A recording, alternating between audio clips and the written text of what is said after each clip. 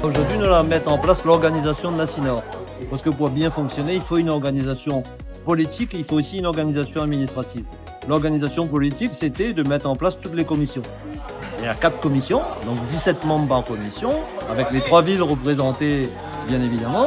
Et l'autre objet, c'était de pouvoir aussi désigner les représentants dans les organismes extérieurs. Nous avons fait 51 désignations dans les organismes extérieurs. Et là, l'idée, c'était de mettre en place les élus pour que chacun, ça va dans ces organisations. Alors, parfois, c'est des associations, parfois, c'est des structures un peu plus complexes, on va dire.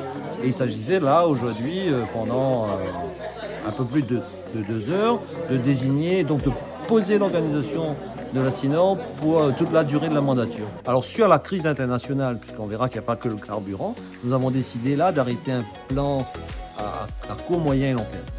Dans le plan à court terme, nous avions expérimenté des dispositifs qui fonctionnent déjà. Par exemple, tous les matins, on a des transports sur des lignes spéciales, des lignes directes, qui sortent de Sainte-Suzanne pour rentrer à Saint-Denis, qui sortent de Sainte-Marie pour rentrer à Saint-Denis. Là, nous avons 4, on a décidé de doubler, de passer à 8. Ça, c'est la première mesure immédiate. La deuxième mesure que nous avons décidé, c'est d'accélérer notre transport de nuit. Là aussi, que nous avions déjà expérimenté, c'est un affaire qui marche bien et qui consiste à dire que le soir, en particulier quand on travaille, ou soit on travaille, on a besoin de rendre des cases, on prend notre loto, on peut réserver. Et là aussi, nous avons décidé de doubler la mesure. Ça, c'est les 2 mesures immédiates. Nous avons décidé aussi de mettre en place un plan de communication pour informer les personnes intéressées, pour dire aux autres, voilà ce que nous savons faire. Et l'autre mesure, c'est une mesure un peu plus sur la communication en termes de moyens que nous pouvons disposer pour user moins de carburant. Par exemple, il faut gonfler son roue auto 1 fois par mois.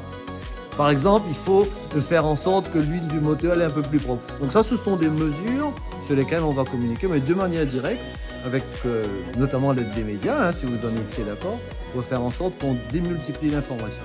Une autre mesure qui a été du reste annoncée aujourd'hui, c'est par rapport au stress hydrique, c'est-à-dire il manque de l'eau, et l'idée c'est de voir, et nous, on va le faire dans le cadre du salon de la maison, on va pouvoir donner la possibilité à ceux qui sont intéressés de faire l'acquisition de citernes d'eau pour un prix symbolique.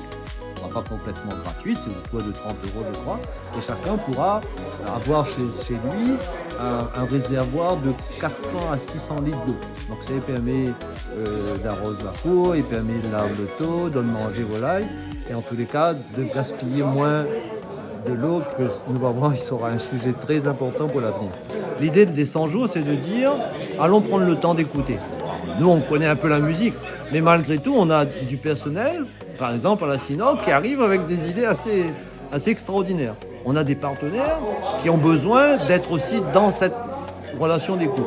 Et on a besoin d'adopter de nouvelles mesures et parfois de changer de tactique. Donc on se donne 100 jours pour modifier, changer tout ce qui peut l'être maintenant, surtout qu'on est dans une situation de crise internationale, qu'on doit moins gaspiller l'argent public, qu'on doit avoir des politiques plus efficientes, qu'on doit être encore plus proche des populations et dans l'hyper-proximité. C'est un peu ça l'idée des 100 jours, c'est écouter, ouvre grand son oreille, ouvre grand les yeux et avoir de la considération pour tout le monde.